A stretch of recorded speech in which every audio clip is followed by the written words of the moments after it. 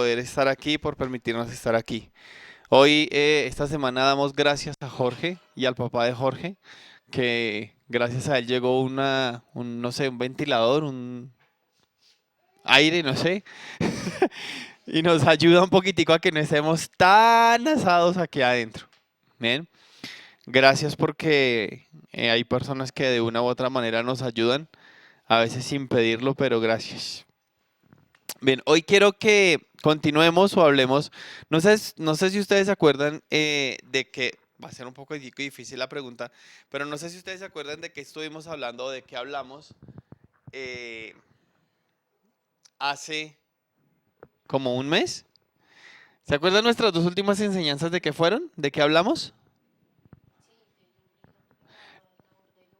Las dos últimas enseñanzas hablamos un poquitico de hombre y mujer, pues aprovechando que estábamos como en el tiempo de el Día de la Mujer y no sé si decir el Día del Hombre, porque eso fue ahí como un contentillo ahí. Pero bueno, vamos a decir que sí, el Día del Hombre. Pero ustedes se acuerdan de qué hablamos antes de eso, de qué estábamos hablando antes de eso. ¿Cómo? No somos estrellas fue la enseñanza del hombre y la mujer. ¿Sí? Pero antes de eso agarramos un versículo y lo partimos casi que palabra por palabra y hablamos de qué significaba cada palabra de eso. ¿Sí se acuerdan o no se acuerdan de qué hablamos? ¿Cuál era el versículo? Sobre toda cosa guardada, guarda tu corazón. Bien. Ahora, porque de él mana la vida. Entonces, eh, hoy quiero darles una introducción antes de empezar con la enseñanza del día de hoy. Y es que, eh, miren, digo yo, por misericordia de Dios, sin yo quererlo, sin planearlo, porque empezó desde que yo fui muy pequeño, eh, tuve la oportunidad de viajar fuera del país, ¿sí? Nuestros primeros viajes fuera del país fueron a Venezuela. Y creo que la primera vez que yo fui a Venezuela tenía 7 años, quizá, 6 años. Y, y bueno, después de eso han sido o fueron varios viajes, pero algo que fue quizá un poco complicado en medio de este viaje primero específicamente, fue que aunque somos países hermanos, aunque somos países que manejamos el mismo idioma, definitivamente habían cosas muy básicas en las cuales era difícil entendernos, ¿sí? Y yo recuerdo o sea, la primera experiencia en Venezuela, llegamos a la terminal y nos bajamos de los buses y nos fuimos al metro y uy, vamos al metro, o sea, wow, metro, oh, el metro, eso no se ve en Bogotá, oh. Y nos subimos al metro todos y el metro arrancó duro, un poco fuerte, y pues no nos habíamos agarrado a ningún lugar. Y entonces yo empecé a la edad de 9 años. ¡Ay! Alex, a mi hermano, cójase de ese tubo, mami, cójase de ahí, Chari, cójase de ahí, cójanse. Y en el metro una señora pues me llamó la atención, me regañó y me dice, no se dice cójase, se dice agárrese. Porque cójase es tener relaciones sexuales con una persona. Entonces en Venezuela dicen ay, yo me cogí a esa muchacha. Y lo que está diciendo ya es que tuvo relaciones sexuales con esa persona. Y llegamos a la mesa, recuerdo, o sea, como si fuera ayer, llegamos a la mesa a comer a la casa de mi abuela y nos sirvieron abuela, ¿y mi cuchara? ¿Me pasa mi cuchara, por favor? Y mi abuelita, o sea, recibiendo, aquí no se dice cuchara, se dice cucharilla. Porque la cuchara es la parte íntima de la mujer. Entonces queda uno como difícil.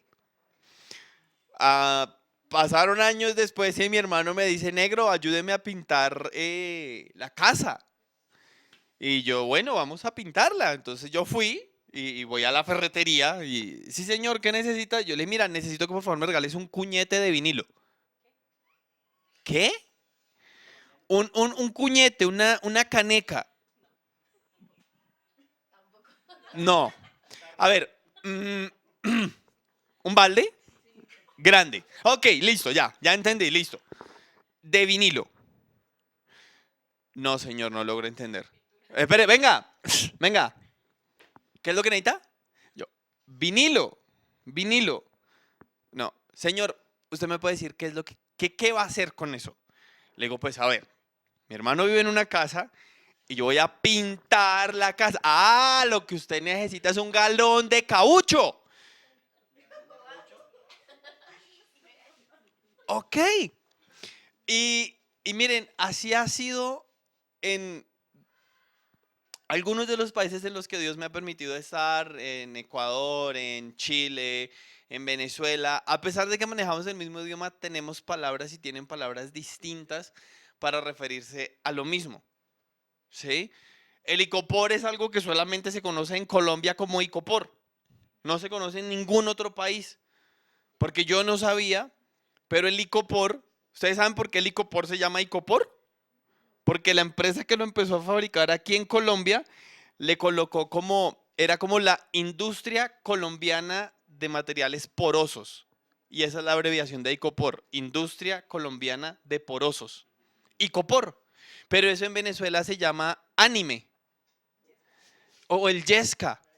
Y en Chile le dicen la espuma foam.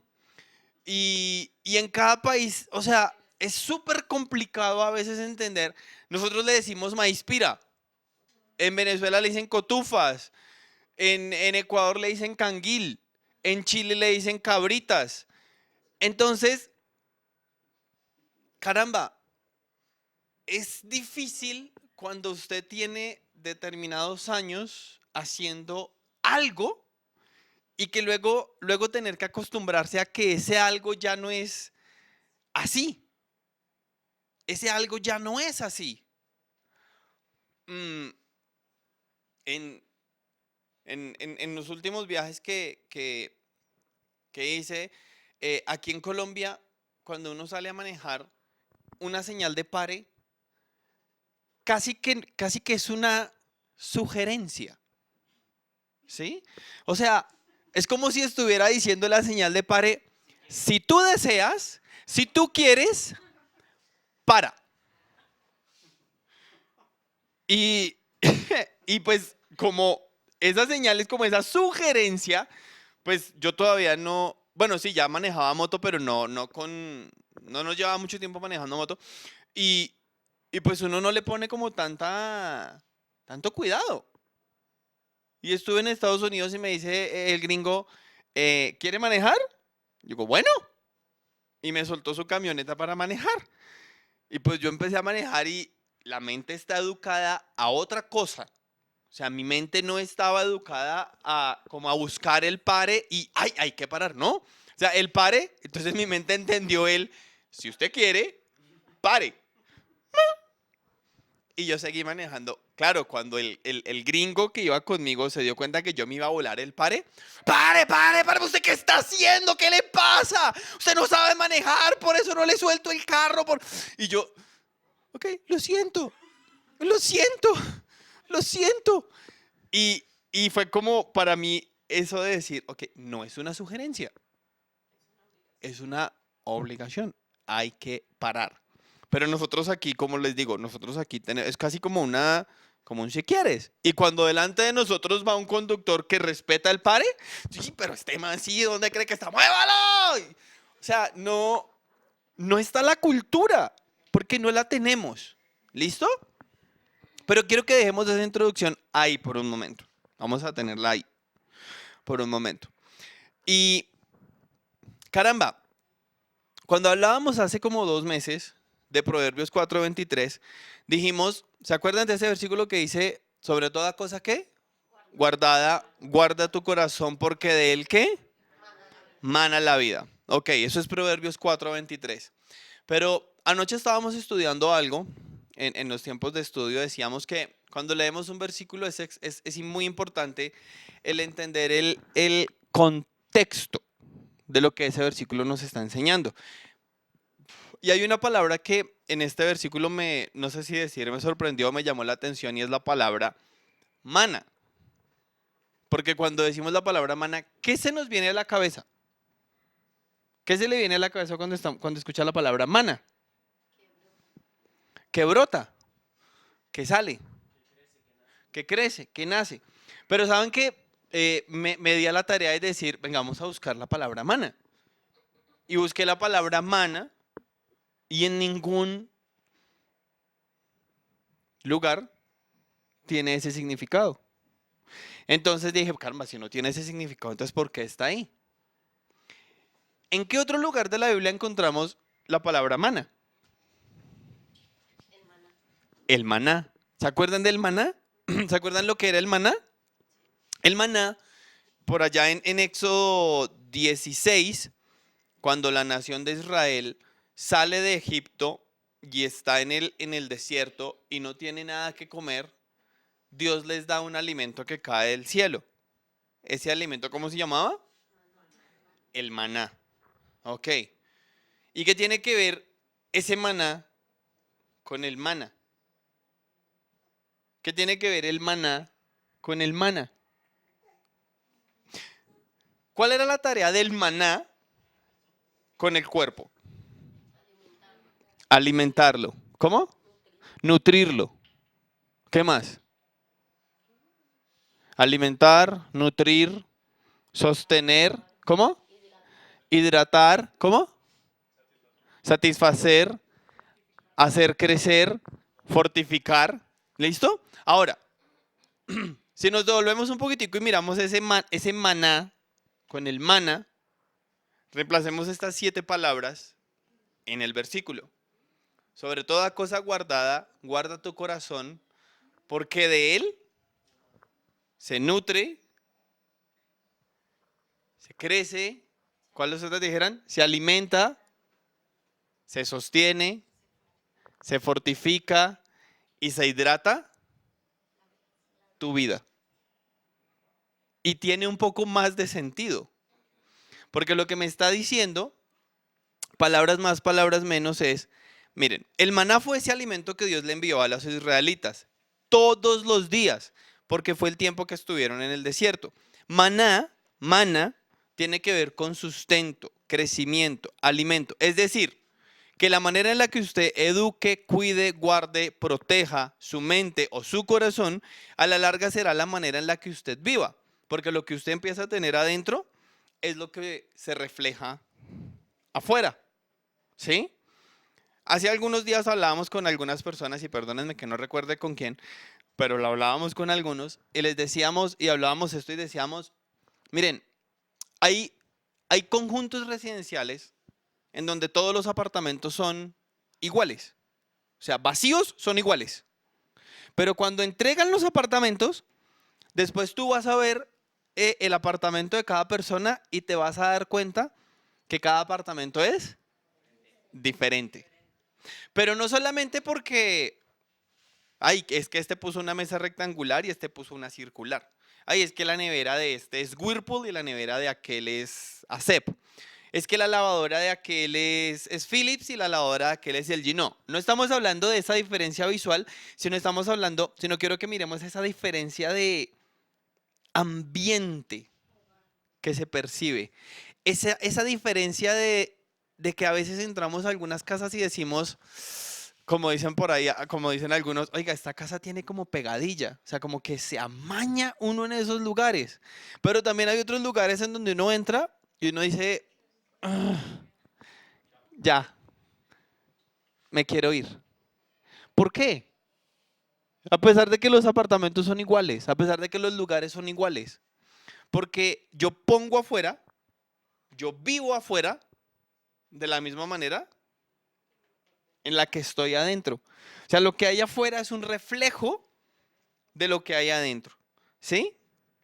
Entonces, por ese lado es donde la Biblia nos está diciendo, hey, cuide, alimente, sostenga, proteja su corazón, porque de su corazón es donde se nutre, se alimenta, crece, se refleja. Porque lo que tú tienes dentro es lo que reflejamos afuera. ¿Sí? Ahora, si lo ilustramos de esta manera, vamos a decirlo así. Miren, El corazón tiene muchas enfermedades, físicamente hablando. Físicamente hablando, el corazón tiene muchas enfermedades. Una de ellas es, digamos, esa insuficiencia cardíaca, que el corazón pierde la capacidad para bombear la sangre porque es muy débil. La insuficiencia puede ser un resultado por hipertensión, porque no cuidamos el corazón, porque sufrimos un infarto o porque tenemos el corazón más grande de lo normal. Ahora, si trasladamos eso físico a la parte espiritual, también hay cosas que espiritualmente debilitan nuestro corazón, ¿sí? La ira, la tentación, el orgullo, son cosas que hacen que nuestro corazón no funcione de la manera adecuada y que no vivamos de la manera adecuada. Entonces, me preguntaba yo algo. Ok, entiendo que el corazón es la fuente, como lo dijimos hace mes y medio, 2 meses. El corazón, cuando la Biblia nos habla del corazón, no nos está hablando solamente de emociones, sino que nos está hablando de, ¿se acuerdan? ¿De qué? Cuando la Biblia nos dice sobre toda cosa guardada, guarda tu corazón. ¿Por qué el corazón? De la mente, ¿se acuerdan de eso? Para nosotros como el mundo occidental, siempre tengo que pensar y decir qué es lo que somos, para nosotros como occidentales, nosotros somos demasiado emocionales, ¿sí? En el contexto oriental, en el Medio Oriente, en el contexto en el que estamos hablando, donde se desarrollaron las escrituras para el pueblo hebreo, para el pueblo judío, ¿qué representaba el corazón? El corazón no solamente representaba las emociones, sino que el corazón también representaba la mente, los pensamientos, o sea, ese centro de mando general. De eso hablábamos hace mes y medio, 2 meses, qué sé yo. Pero ahora, ¿por qué cuidar ese centro de mando? ¿Por qué cuidar la mente? ¿Por qué cuidar el corazón? ¿Se ha puesto a pensar por qué la Biblia nos dice cuide la mente, cuide el corazón? ¿Por qué es importante cuidarlo? Miren,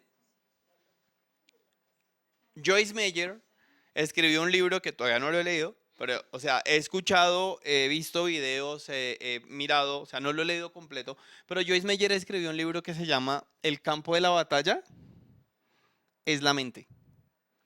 El campo de la batalla donde el enemigo pelea es la mente. La mente es el lugar en donde se libra esa batalla espiritual dentro de, voy a decirlo así, entre el Espíritu Santo y la carne.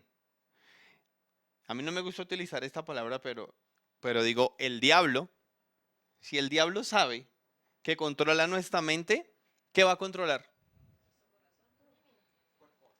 Todo. Es decir, si el diablo controla nuestra mente, ¿qué termina controlando? Nuestra vida, todo lo que somos. ¿Sí? Por tanto, no cesa sus ataques. Por eso, en medio de la guerra, bueno, yo no presté servicio militar, pero en medio de la guerra, la instrucción de la guerra es cuando se está en guerra, ¿a dónde apuntan? ¿A dónde quieren apuntar? ¿Cuál es el objetivo militar cuando se está en medio de la guerra? Sí, el enemigo, pero vamos pues, a mirarlo así. Estamos entre Rusia y Ucrania. Sí, yo lo quiero debilitar, pero como lo quiero debilitar, ¿qué es lo que quiero atacar? La base. Yo quiero atacar donde están los líderes. Yo quiero atacar su centro de mando. Porque yo sé, o sea, hablando físicamente de la guerra, que cuando yo tome la principal ciudad, lo demás va a caer. Pero si no se permite que la principal ciudad caiga, difícilmente va a caer ese país. ¿Se dan cuenta? Entonces, la mente es ese centro de mando de nosotros. Por eso es tan atacado constantemente. ¿Cómo es atacado constantemente la mente? Pensamientos. Pensamientos como pensamientos que no quiero que usted me diga presente, solamente guarde silencio, no quiero que lo revele aquí, pero pensamientos de que a veces nos levantamos, abrimos nuestros ojos y ¿yo qué estoy haciendo con mi vida? yo no sirvo para nada. Ya estoy cerca de los 40, ya pasé los 40, como en el caso mío, ya entré a los 20 y no he hecho nada. Yo no soy valioso. Y quizá abrimos la puerta y decimos, ¿en dónde estoy viviendo? Y esto ni es mío. Yo no he hecho nada. O nos miramos al espejo y yo soy feo. Y ojalá mi esposa no abra los ojos porque el día que los abra me deja. Yo no sirvo para nada. Eso los que tienen pareja.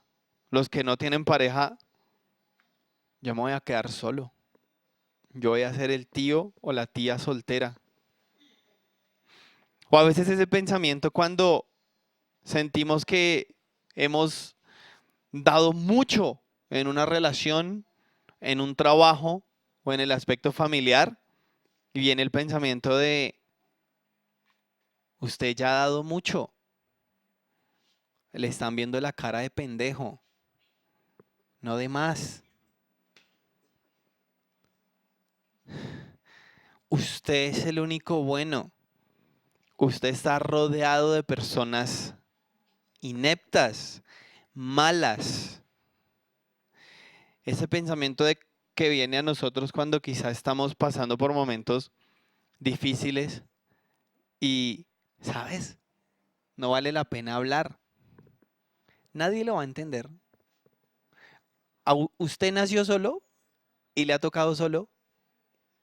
Usted va a morir solo. ¿Para qué habla? Quédese callado. A la larga, la vida es muy dura. ¿Por qué no te mueres? Esto es duro.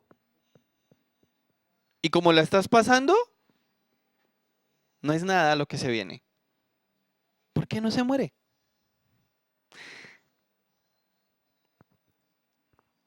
Usted ha hecho mucho. Ya, no, ya, descanse. Usted se merece 3 semanas acostado en esa cama, no se pare. ¿Para qué se esfuerza mucho si igual usted va a morir? Usted en verdad, de verdad, ¿usted cree que existe Dios? Si Dios existiera, ¿usted cree que lo va a dejar sufrir como usted está sufriendo? ¿Usted en verdad cree que Dios existe?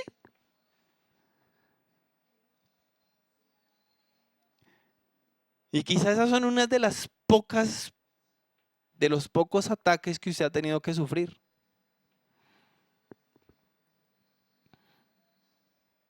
Porque constantemente va a ser atacada nuestra mente. ¿Y eso cómo afecta a mi vida? Pues que usted va a vivir bajo esas convicciones.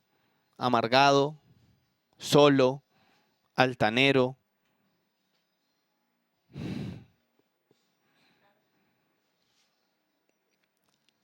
Y la va a sostener ahí.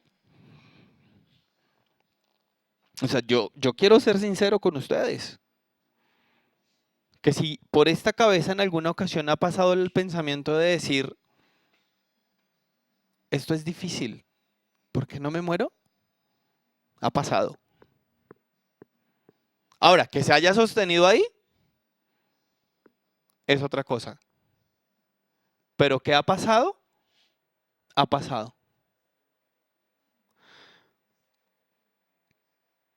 Usted decide si entretiene o rechaza esos pensamientos. Porque si usted los entretiene, o voy a decirlo así, si usted permite que permanezcan ahí, tarde o temprano estos pensamientos, ¿qué van a pasar? Van a dar fruto. Si usted constantemente se para y dice, yo soy feo, y yo soy feo, y yo soy feo, pues va a llegar un momento en donde usted se lo va a creer. Y el creerse feo, ¿qué va a terminar haciendo en usted? Pues no, además de que te vas a ver feo siempre, eso va a afectar tu autoestima. Va a afectar tu estima. Entonces ya no vas a sentir que puedes estar caminando por la calle con la cara en alto y el pecho en alto porque no estés feo. Entonces, si yo soy feo, si yo soy fea, ¿para qué me maquillo? ¿Para qué botar plata en eso? Y si yo soy fea, siquiera para qué me peino? Y si yo soy fea, ¿para qué gastar en ropa bonita?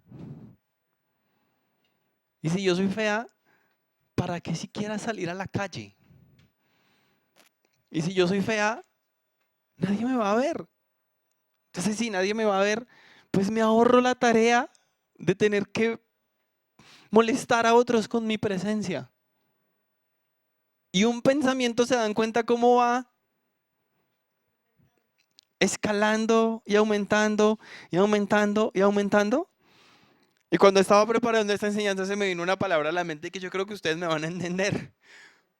Y es que el enemigo es un experto gusaneando. ¿Ustedes se acuerdan de la palabra gusanear?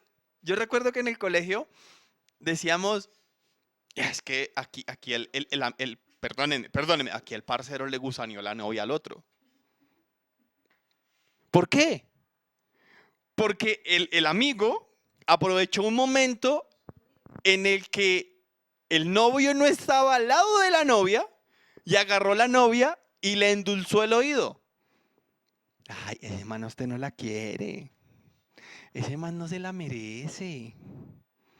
Mire que si va a pasar algo entre los dos, él no se va a enterar. Venga, pasémosla bueno. Y el enemigo es un experto endulzando el oído. El experto, que fue con la palabra con la que se me vino esto, el enemigo es un experto gusaneando. Cuando sentimos que estamos mal, más, más, más llega a susurrar, más llega a susurrar. Ah, ¿no puede salir a la calle? Usted está gorda. Mírese. Mire lo que está pasando con usted ahora. Mire su cuerpo. ¿Usted no cree que su esposo en algún momento se va a cansar de usted? ¿Usted no cree que la gente en algún momento se va a cansar de usted? Acá, acá, acá.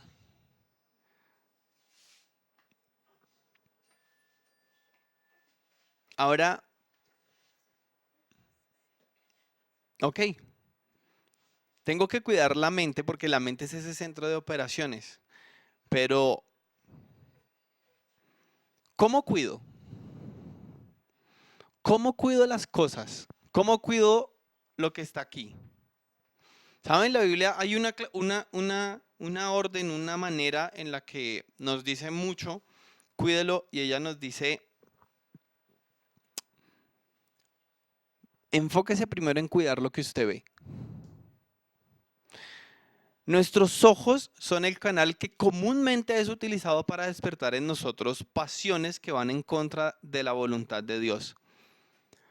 Dice primera de Juan 2:16, porque de todas las cosas que hay en el mundo, la pasión de la carne, la pasión de los ojos y la arrogancia de la vida no proviene del Padre, sino que provienen del mundo. Es decir, lo primero, ¿a dónde estás viendo tú? ¿Cuáles son tus metas? ¿Qué es lo que tú quieres? ¿Hacia dónde te estás enfocando? Miren, ¿por qué hay tantos cristianos que tenemos una distorsión de lo que es, por ejemplo, hablemoslo así, tantos cristianos que tenemos una distorsión de lo que es el matrimonio? Porque estamos poniendo nuestros ojos ¿en dónde? En lo que el contexto del mundo nos enseña que es un matrimonio exitoso. ¿Y qué es un matrimonio exitoso? En el contexto del mundo en el que nos movemos.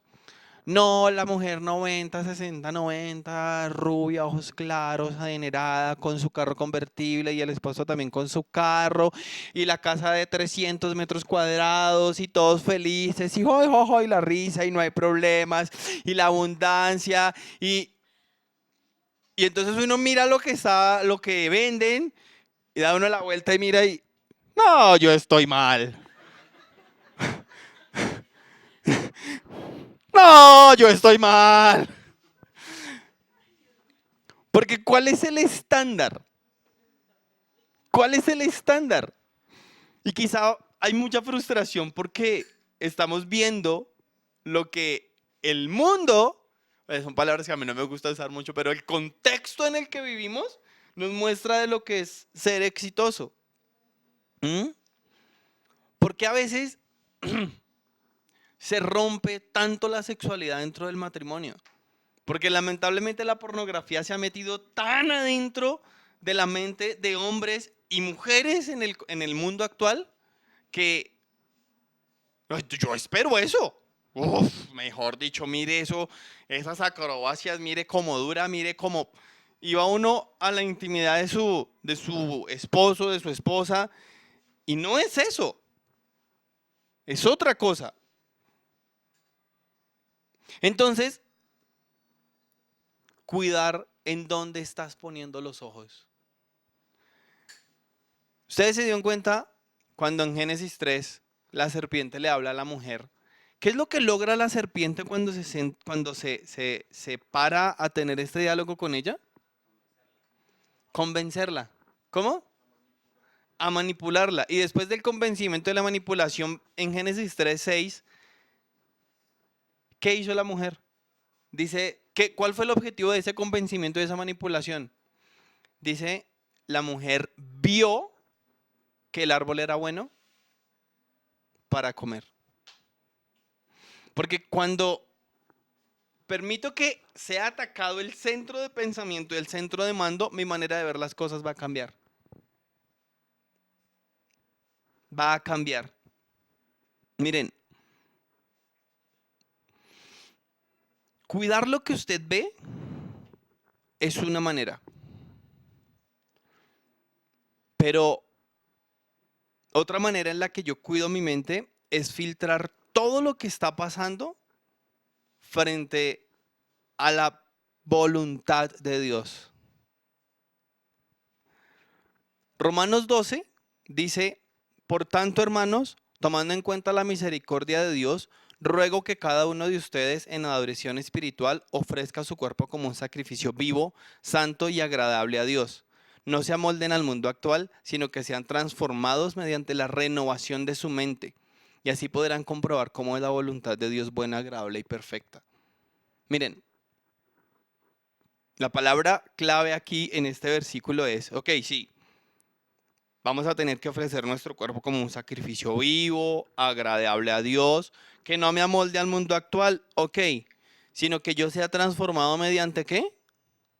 Renovación, renovación de mi mente, porque así podré comprobar cómo es la voluntad de Dios buena, agradable y perfecta.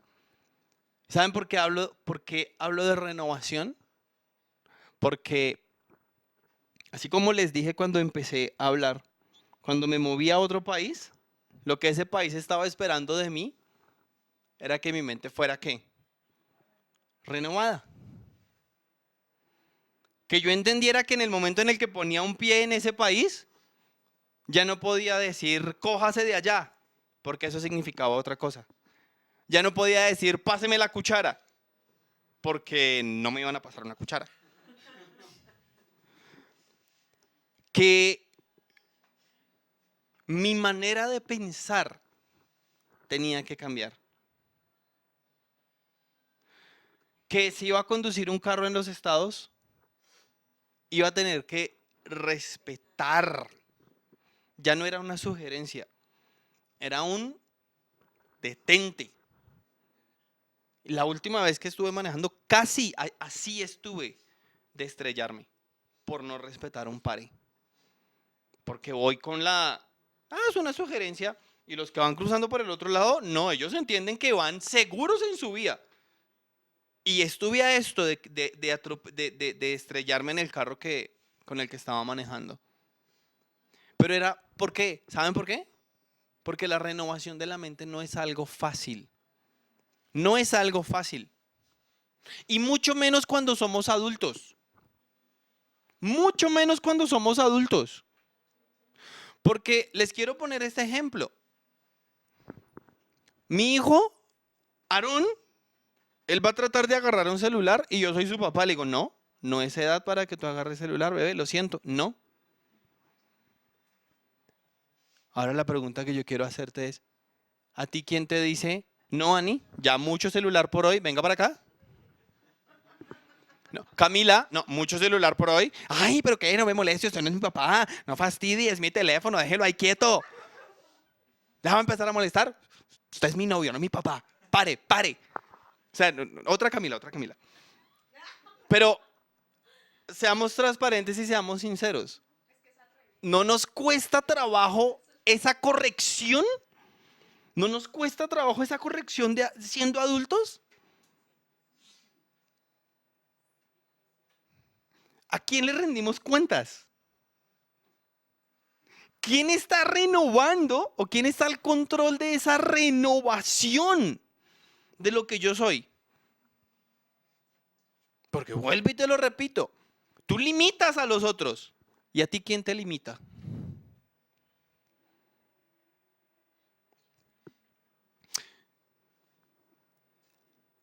Cuando tú empiezas en esa renovación de tu mente,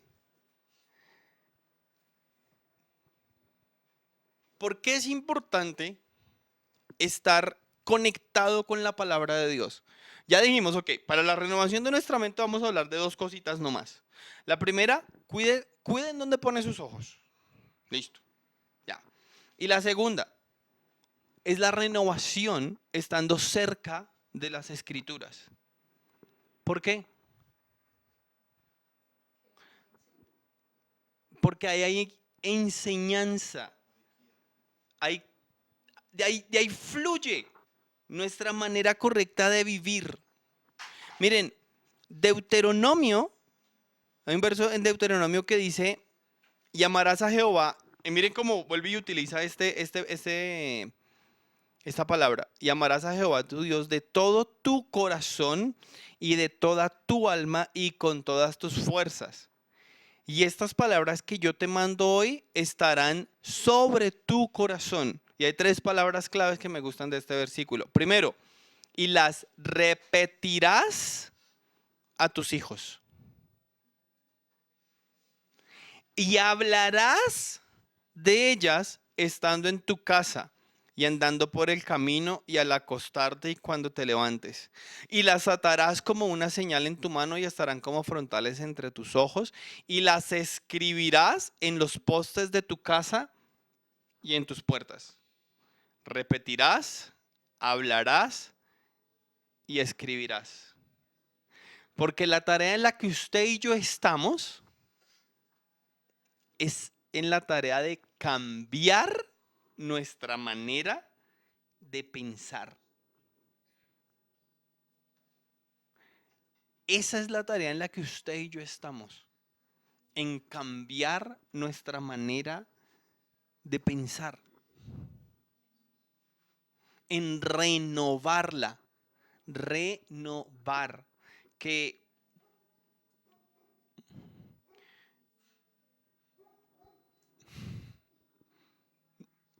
nos podamos volver unos profesionales sumergidos en medio de la palabra.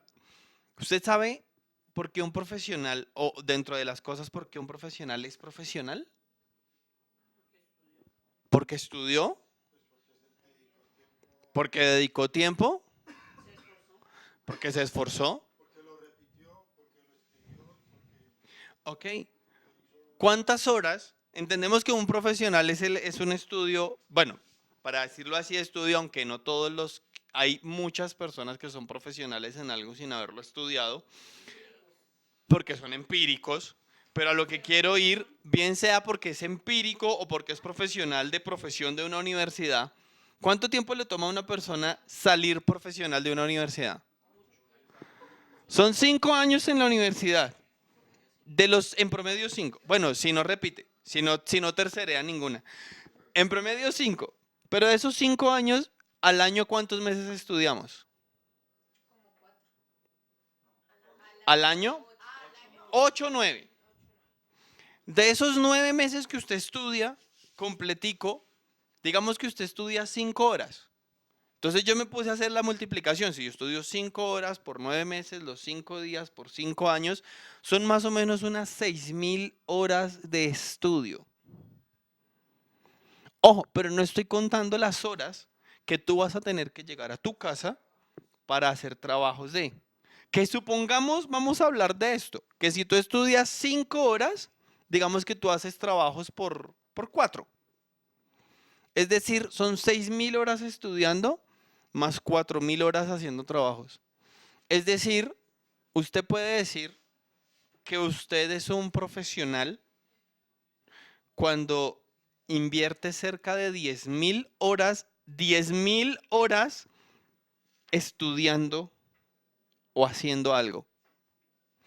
Ahora, eso sin contar que los que son profesionales y han salido de la universidad me entienden en lo que voy a decir, pero en el momento en el que usted tiene el cartón, usted sale y se da cuenta que no sabe nada.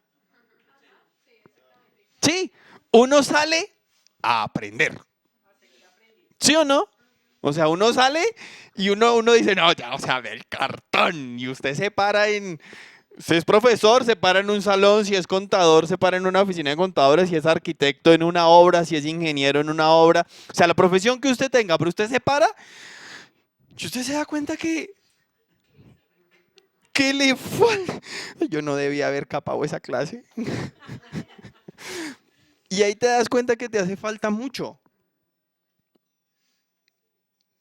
Porque lo que nos está diciendo de una u otra manera es, nunca se para de estudiar, nunca se para de aprender. ¿Sí? Ahora, devolvámonos un poquitico a lo que estamos hablando. Usted y yo vamos a renovar nuestra manera de pensar al pasar mucho tiempo metidos dentro de la palabra. ¿Por qué? Porque cuando vamos a la universidad a estudiar lo que estudiamos nos enseñan tantas cosas que a veces sentimos que no tienen que ver con nuestra profesión. Y uno dice, pero no sé, no, es que yo decidí estudiar psicología porque odio la matemática y me están dando estadística. ¿Y eso qué tiene que ver con mi carrera? ¿Sí? Y una persona dijo, ¿sabes por qué? Porque quieren que tú aprendas a pensar como un psicólogo o como un arquitecto o como un maestro. Y cuando tú te paras en cualquier lugar, siempre estás viendo las cosas mediante los ojos de tu profesión, mediante los ojos de lo que tienes aquí, de lo que te han aquí, porque cambiaron tu manera de pensar. Mire, suena aburrido, pero nosotros, yo tengo un compañero, somos arquitectos y a veces nos invitan, en alguna ocasión nos invitaron a un evento de un humorista por allá en un casino en Suba y entramos al casino y nosotros los dos arquitectos, y él iba con la esposa y con la amiga y con la amiga, y nosotros empezamos a mirar como,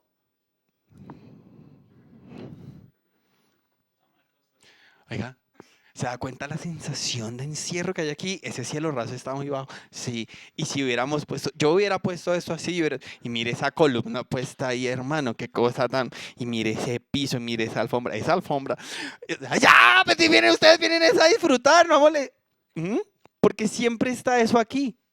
Ahora, yo estoy seguro que si usted es docente o la profesión que usted tenga, de seguro en algún momento usted llega y dice, creo que eso lo pudiéramos hacer mejor. ¿Y por qué no hacemos esto? ¿Y por qué no mejoramos esto? ¿Y por qué no mejoramos la economía de esta manera? ¿Y por qué?